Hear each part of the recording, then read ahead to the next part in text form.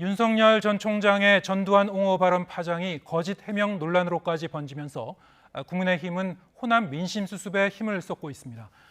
그런가 하면 더불어민주당은 이재명 대선 후보와 이낙연 전 대표의 만남이 성사되면서 원팀의 기대감이 높아지고 있는데요. 전국 현안 최민희 전 더불어민주당 의원 그리고 박정화 전 청와대 대변인 두 분과 진단해 보겠습니다. 자, 어서 오십시오. 네, 윤석열 전 총장의 전두환 옹호 발언. 이 여파가 어제 두 번째 마스 토론에서도 이제 이어졌습니다. 먼저 듣고 이야기 풀어가겠습니다. 우리 집이 아니고요. 예. 뭡니까? 캠프에 그 SNS 담당하는 직원이 와서 찍었다고 저도 들었습니다. 그럼 윤 후보님 키우는 반려견을 그 캠프 직원이 데리고 가가지고 어디 데리고 가가지고 이 야심한 밤에 이 사진을 찍었다는 겁니까? 그것도 한 번도 아니고 두 번을 예? 캠프 관계자가 국민을 완전히 무슨 개 취급을 하는 이런 사진을 올린단 말입니다. 이런 국민들께서 이렇게 생각하실 수 있는 그런 타임에 올라간 거에 대해서는 그게 전부 제가 챙기지 못한 제 탓입니다. 네. 거기에 대해서는 제가 뭐 국민들께 사과드리고 제가 이 기획자입니다. 네, 지금 어제 TV 토론 모습 보셨습니다만 윤 전 총장이 뭐 사과한다고 국민께 사과드린다고 얘기는 했습니다만 워낙 이제 이번 일이 일반적인 국민 정서에 좀 맞지 않는 그런 부분이 있기 때문에 이 캠프에서나 이제 윤석열 전 총장이 뒤늦게 좀 사과를 하더라도 명쾌하게 좀 해명되지 않은 부분은 좀 남아 있는 것 같습니다. 이번 일이 이제 전두환 이른바 이제 전두환 옹호 발언에서 이제 반려견 사진을 이제 소셜 미디어에 올린 그런 일까지 이제 그 흐름이 이어진 건데요. 그 사진이 이제 심야 시간에 올라왔어요. 그리고 누가 어떻게 올렸는지 이 부분도 이제 이 윤 후보와 그리고 이제 캠프 측의 주장이 조금씩 이제 엇갈리는 부분도 있었습니다. 좀 어떻게 보셨습니까? 우선은 그동안에 윤석열 후보가 망언도 했고 실수도 했습니다. 근데 대형 실수가 터진 게 전두환 평가 부분이에요. 그래서 이 전두환 전 대통령이 쿠데타와 5.18만 빼면 정치는 잘했다라는 희대의 망언을 한 겁니다. 그러니까 그 망언을 해결하는 과정에서 개와 사과, 어렸을 때 돌사진이 등장하게 된 것이죠. 그런데 중요한 것은 잘못을 할 수가 있겠죠. 그건 큰 잘못, 작은 잘못. 근데 그동안에 윤석열 캠프와 윤석열 후보가 한 패턴이 있어요. 망언을 하고 나면 즉시 사과하지 않습니다. 변명을 해요. 그리고 부인합니다. 그러다가 다시 부인하고 나서 한참 있다 비난이 거세지면 해명합니다. 그런데 그게 그냥 깔끔한 사과나 진상에 대한 설명이 아니라 이게 A를 해명하라 그러면 B, C로 이렇게 막 변명을 합니다. 그러다가 보니 이게 점점점 증폭돼서 처음에는 전두환에 대한 역사적 평가, 그래서 윤석열 후보의 지도자로서의 가치관이 문제됐다가 이제 국민을 개돼지로 취급하는 거냐 이런 논란으로까지 가고 그러다가 이제 남은 것은 그 사진이 집에서 찍혔냐 제 캠프 아닌 제3의 어느 장소에서 찍혔냐 시간은 몇 시냐 기획자가 누구냐 그 강아지는 누가 이동시켰냐까지 지금 이 논란이 일파만파되고 있지 않습니까? 이러다가 동물애호가협회에서 야밤중에 심야에 동물을 이동시키는 건 동물권 훼손이다. 이런 논란까지 오게 생긴 거예요. 그래서 이번 건은 역시 윤석열 후보가 아마추어적 대응을 하고 있고 캠프 또한 통합 시스템이 없다. 이거를 증명한 것으로 봅니다. 네, 지금 뭐 그 대응 과정에서 일단 좀 문제가 있었다. 그리고 그 부분을 이제 해명하는 그 과정이 처음에는 좀 그 자신의 발언이 좀 정당하다는 취지로 얘기하다가 유감이다. 그 다음에 이제 다시 또 송구하다. 이렇게 여러 단계로 지금 그 설명을 하다 보니까 또 이 좀 그 소셜 미디어 사진까지 또 이게 해프닝이라고 보기엔 좀 모한 그런 일이 좀 터져 버렸죠. 근데 자 이런 흐름 어떻게 보셨습니까? 저는 사실은 뭐 제가 국민의힘 관계자이긴 합니다만은 저로서도 납득하기가 쉽지 않은 그런 상황입니다. 두 가지가 지금 겹쳤죠. 일단 전두환 옹호 발언에다가 지금 토리 사과건이 얹혀지면서 지금 일파만파 커졌는데요.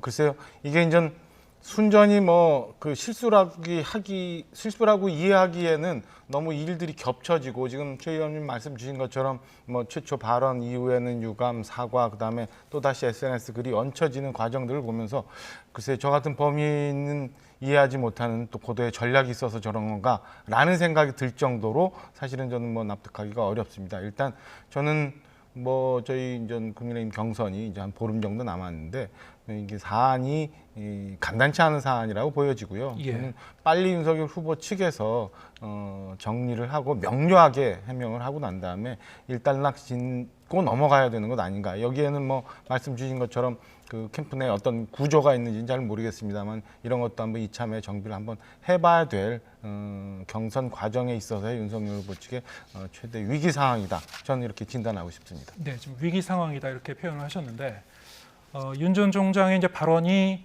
부설수에 오른 게 사실은 이번이 처음이 아닙니다.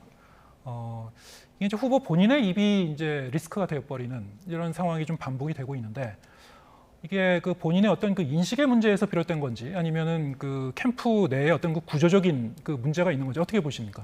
두 가지 다라고 생각이 드는데 예. 우선 첫째는 윤석열 전 총장께서 정치를 너무 우습게 본 것 같습니다. 저희가 그 검찰총장일 때 뭐 정치할 거다 말 거다 말이 많았고 보수 여론이 전 총장을 불러내지 않았습니까? 그때도 그 정치가 쉬운 게 아니다. 나오면 이제 혹독한 실현의 과정이 시작될 거라는 예측을 했는데 지금 그 실현을 막고 있는 것이지요. 첫째는 후보가 준비되지 않았다는 것입니다. 그래서 지금 나왔던 여러 가지 실언들이 있잖아요. 근데 그 실언이 되게 광범위해요. 때로는 여성 비하적 발언도 있고요. 그리고 어떤 것은 노동 비하적 발언이 있고요.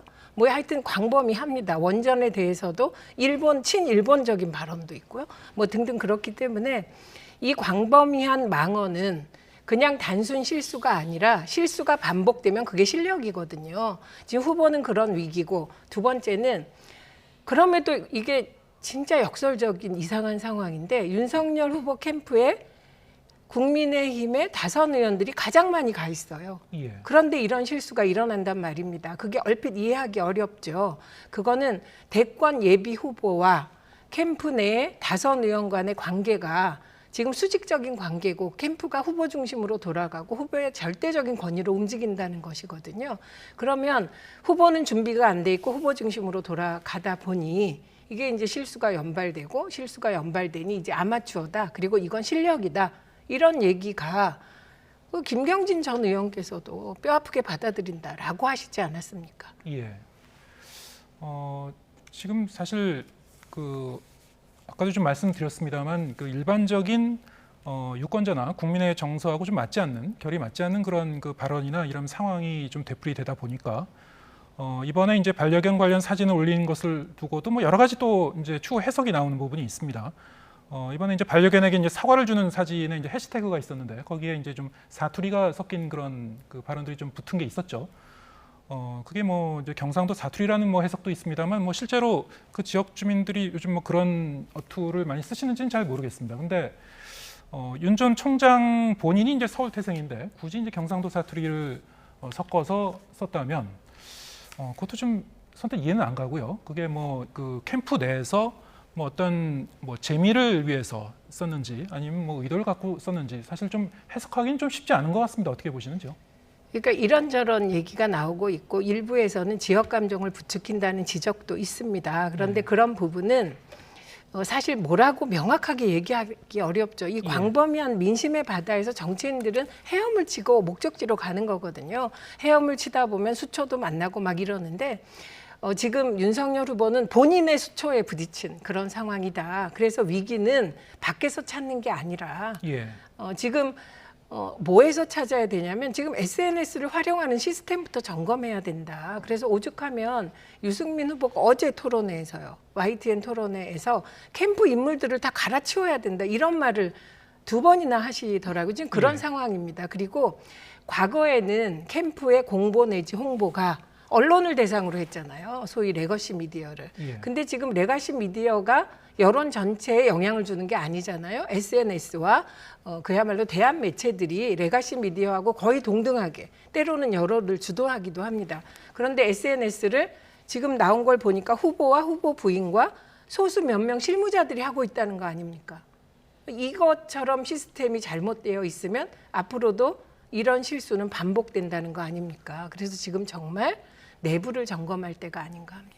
네, 실제로 이제 그 소셜 미디어 메시지를 누가 어떻게 관리하고 있었는지 그 부분이 뭐 정확하게 그 알려지진 않았습니다만 어쨌든 지금 뭐 상대 진영이나 아니면 뭐 경쟁 후보에 입에서도 이제 캠프를 정비해야 되는 상황이다 이런 말이 나올 정도니까요. 근데 저는 예, 어떻게 보셨습니까? 그 부분에 대해서는 적극 공감해요. 사실은 뭐 시청자 여러분들 다들 뭐 아실 테지만 유추해서 아실 테지만 선거 캠프라는 게 뭐 아침 일찍 시간부터 해가지고 모든 부분이 뭐 공보, 홍보, 조직, 뭐 전략, 뭐 이런 여러 파트가 있어서 그날에 있는 문제에 대해서 정리를 한번 하고 후보 일정도 정리를 하는데 이 건에 대해서는 어제 토론회에서 윤석열 후보의 해명을 듣는다면 이미 전두환 관련한 말이 나오기 전에 지난주에 이 사과 관련해서 토리에게 사과를 주는 이 인스타그램을 써라. 그러니까 사과 시리즈를 갖고 스토리를 갖고 만들어라고 얘기를 했다는 거예요. 이제 예. 그걸 100번 전 이해를 하고 듣는다. 그러면은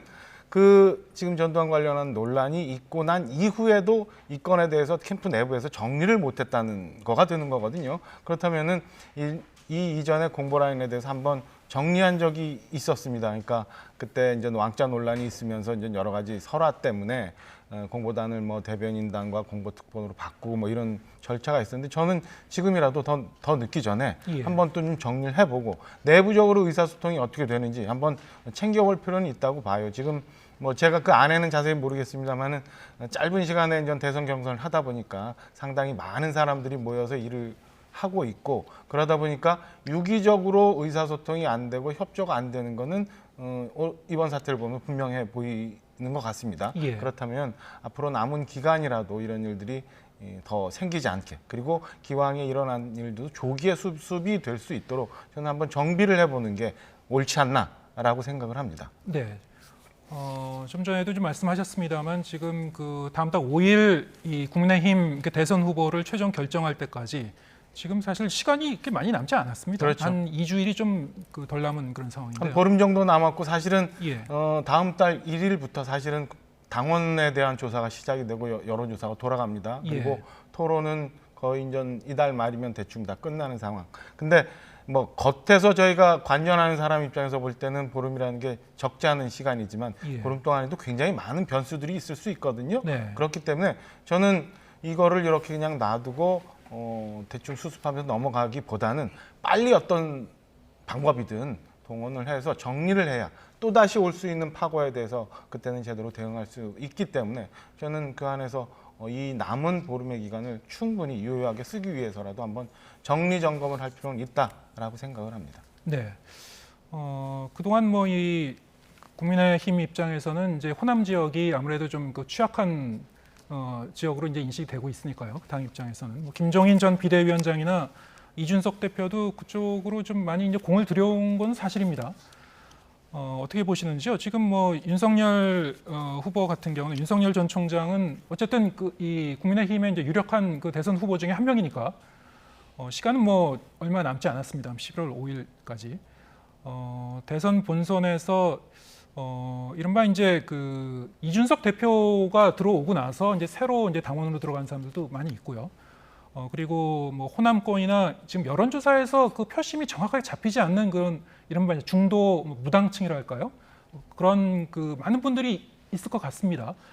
그런 분들의 이 마음에 어떤 영향을 미칠지 뭐 이런 흐름이 어떻게 좀 그 예상을 해보시는지요? 우선 김종인 비대위원장이 긍정적인 평가를 받는 것 중에 하나가 호남 네. 공약이죠. 예. 5.18 묘역에서 무릎 꿇고 울먹이면서 사과를 한다던가 그리고 중도 공약하신 거예요. 그리고 그것이 국민의힘의 외연 확장의 가능성을 보여줬고 이후에 이준석 대표가 되면서 청년층까지 포괄하는 전략을 쓰지 않았습니까? 네. 근데 그 모든 시작이 사실은 서진 정책이었어요. 그런데 이번에 윤석열 후보가 아킬레스건을 건드려 버린 거죠. 그러니까 그 국민의힘에게 있어서 호남은 난공불락이었잖아요. 예. 그런데 호남 출신의 김종인 비대위원장이 그 난공불락을 깨기 위해서 무릎 사과까지 했는데 호남이 그래서 혹시 우리가 저 어떨까 하고 마음을 일부가 열까 말까 하고 있는 와중에 지금 이 사태가 터진 겁니다. 그러면 호남이 이렇게 국민의힘의 난공불락인 이유가 뭘까요? 그건 핵심 중에 핵심이 전두환이거든요. 전두환과 광주 민주화 항쟁이 됐습니다만 그전엔 광주 학살이었죠. 그리고 그 당시에 초등학교부터 지금의 장년층까지 학살을 눈으로 지켜본 사람들이거든요. 네. 근데 그 어둠의 추억을 다시 상기시키면서 아 이랬지, 전두환이 이랬지. 그런데 국민의힘의 가장 유력한 후보가 전두환을 정치를 잘했다고 찬양을 하네. 이렇게 되면 그동안의 국민의힘이 취해왔던 서진 정책의 진정성을 의심할 수밖에 없는 상황이 네. 되어버렸다고 봅니다. 예. 저희가 지금 그 대담에 이 할당된 시간이 이렇게 많이 남진 않았는데요. 좀 저희가 더 얘기할 주제들이 많이 남아 있어서요. 좀 속도를 내도록 하겠습니다. 좀 이런 상황에서 이재명 후보, 더불어민주당 이재명 후보가 사실상 이제 대선 후보 선출 뒤에 이 첫 일정이라고도 할 수 있을까요? 사실상 뭐 그 전에도 뭐 일정이 있었습니다만 이렇게 지방으로 특히 5.18 민주묘지에 이어서 노무현 전 대통령 묘역을 방문했는데 상당히 좀 상징적인 지역들이죠. 진보 진영에서는 이거 자체가 사실은 윤 후보를 좀 견제하려는 행보였다. 뭐 이렇게 해석할 여지도 좀 많이 있는데요.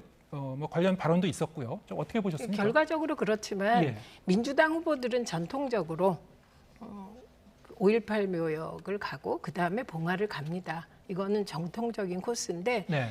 이재명 후보가 전두환 거기 밟지 않았습니까? 예. 근데 그 부분은 저건 뭐 이재명 후보 특유의 그 순발력이라고 할지 타이밍을 기가 막히게 잡는 거라고 할지 그런 것 같습니다. 그리고 지금 이재명 후보가 상대적으로 윤석열 후보에게 도움을 받았다고 생각되는 부분도 이 지점인데요. 네. 갑자기 이낙연 후보께서 좌시할 수 없다. 그리고 예. 굉장히 강도 높게 윤석열 후보의 전두환 찬양을 비난하면서 두 분이 지금 그 만남도 급속도로 이루어진 것이거든요. 네. 그러니까 이게 정치라는 게 A라는 행동이 꼭 의도된 A만 되는 게 아니라 그 윤석열 후보가 전두환 찬양 발언할 때 이것이 나비 효과를 일으켜서 이낙연 후보를 이렇게 조기에 끌어낼 줄 아무도 몰랐거든요. 예. 그래서 이게 여러 가지로 이재명 후보에겐 긍정적으로 작용한 건 틀림이 없는데 지금 원팀 막 걱정하시는데 사실은요. 국민의힘은 현재 민주당의 원팀 고민이 국민의힘의 미래입니다. 곧. 사실은 마침 윤석열 후보가 그런 발언 실수가 있었기 때문에 이재명 후보가 어제 인전 광주하고 봉화마을을 방문을 예. 했는데요.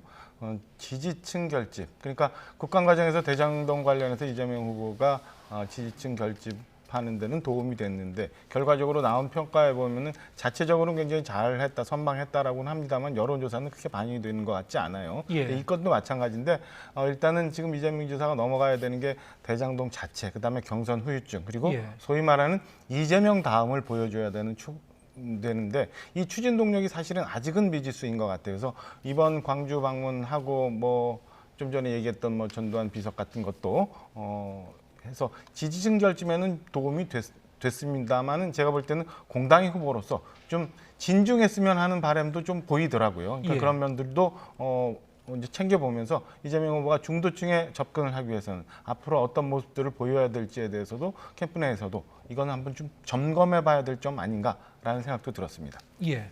지금 뭐 그 검찰 수사 관련해서도 좀 부실 수사 아니냐 뭐 이런 그 얘기도 좀 나오고 있습니다만 앞으로 이제 거기에 따라서 특검 요구 여론이 높아지면 이재명 후보 입장에서는 좀 부담스러울 수밖에 없는 상황이 올 수도 있을 것 같습니다. 어떻게 예상하시는지요?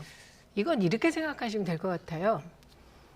이재명 후보가 국감에 안 나올 거라고 사실 언론은 다 그렇게 예측했어요. 그리고 국민의힘 쪽에서도 뭐 그런 비슷한 분위기였어요. 경기지사를 일찍 사퇴하고 국감에 안 나올 것이다. 그런데 이재명 후보가 국감에 전격 나왔단 말이죠. 그리고 지금 말씀하셨는데 여론조사에 반영 안 된 이유가 여론조사 기관들이 왜 그렇게 급했나 모르겠어요. 국감이 반영된 여론조사를 하기엔 시간이 필요한데 네. 뭐 국감한 그 다음 날 하고 막 이런 식으로 했거든요. 그런 여론조사에서도 세부를 보면 대장동 책임론에 대해서 이재명 후보 책임이라는 게 프로테이지가 다 낮아졌습니다. 그렇기 때문에 국감은 잘했다. 그리고 이재명 후보도 잘했지만 국민의힘 의원들이 더 못했다. 그래서 이재명의 완승이라고 쓰지 못하는 언론들이 국민의힘의 완패다 이렇게 쓰는 것이거든요. 이런 돌파력을 보면 저는 어느 시점에 정말 특검이 국민이 원하는 것이고 검찰 수사뿐만 아니라 경찰 수사까지 미진하다고 생각되면 저는 전격적으로 이재명 후보가 돌파할 수 있다고도 생각합니다. 그런데 그것은 뭐 어쨌든 검찰 수사는 저도 부실하다고 생각해요. 어떤 부분이냐면 왜 특수부 출신 연관자들에게 그렇게 관대할까? 검찰은 진정으로 자기 선배들을 제대로 수사할 수 있을까? 이런 의혹이 저는 있거든요. 그러면 특별 검사를 하면 검사들 제대로 수사할까요? 박영수 특검 보니까 부패 온상처럼 보이시더라고요. 그래서 근본적인 의문이 있습니다만 국감에 전격적으로 나갔듯이 정말 국민이 원하고 검찰 수사나 경찰 수사가 엉망이라고 받아들여진다면 저는 전격적으로 특검을 받을 수도 있을 거다. 이재명 후보 스타일엔 필요하다면 저는 그렇게 봅니다. 네, 뭐 지금 말씀해 주셨습니다만 뭐 어쨌든 뭐 국감에서는 이재명 이 후보가 뭐 어느 정도 판정승을 거뒀다는 뭐 얘기도 나오고 있습니다만 그럼에도 불구하고 이제 대장동 의혹과 관련해서 의혹이 말끔히 해결된 것은 아니다 이런 지적도 좀 있습니다. 분명히 존재하고 초과이익 환수 조항이 뭐 들어가지 않은 부분을 비롯해서 유동규 전 본부장을 이제 이 채용하는 과정에서 또 어떤 관계가 있었는지 등등 해서 국민들이 아직도 갖고 있는 좀 의구심 같은 건 뭐 없지 않아 있죠. 그리고 이제 앞으로 검찰 수사를 통해서도 앞으로 이것이 좀 어떻게 전개되는지 봐야 될 것 같고요. 지금 뭐 여론조사 말씀하셨습니다만 역시 다음 주, 다다음 주에서 어떤 흐름이 이어지는지 좀 더 잘 지켜봐야 될 것 같습니다. 자, 오늘 전국 현안 최민희 전 더불어민주당 의원 그리고 박정아 전 청와대 대변인과 함께했습니다. 감사합니다.